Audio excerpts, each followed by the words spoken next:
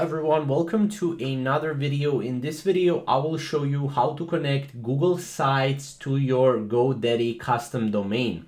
So first of all, what you need to do is you need to log in into your GoDaddy and make sure you go to your domain portfolio.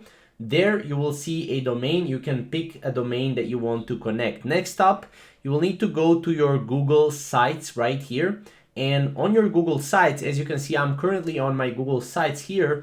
I can go basically to settings, and from the settings, I can go to custom domains. Here, I can simply start a setup for a domain name. And as you can see, I can go to www.mydomain.com. So here, as you can see, I can put, for example, my domain, shiftyoursocial.com. And then as you can see, if this is something that it came up for you, then you will need to go and verify your ownership. You can also go and click next if you already verified the ownership. But as you can see, click on verify the ownership. And as you can see here, you will need to go and you will need to continue by verifying the ownership. Now, as you can see, once you verify the ownership, what you will need to do to verify domain ownership is to first select a record type. For example, this is a text type right here, or CNAME.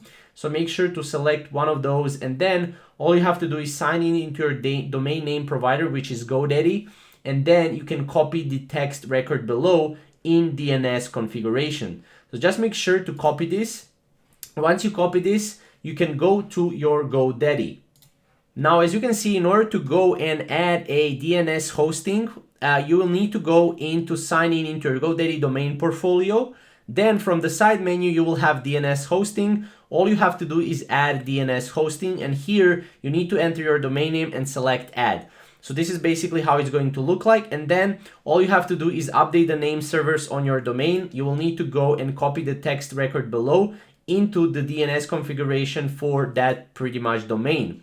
After you copy that, after you apply this to your GoDaddy hosting, you will need to wait at least 48 hours for update to be updated globally. Then once that is updated, you can go here and you can verify it.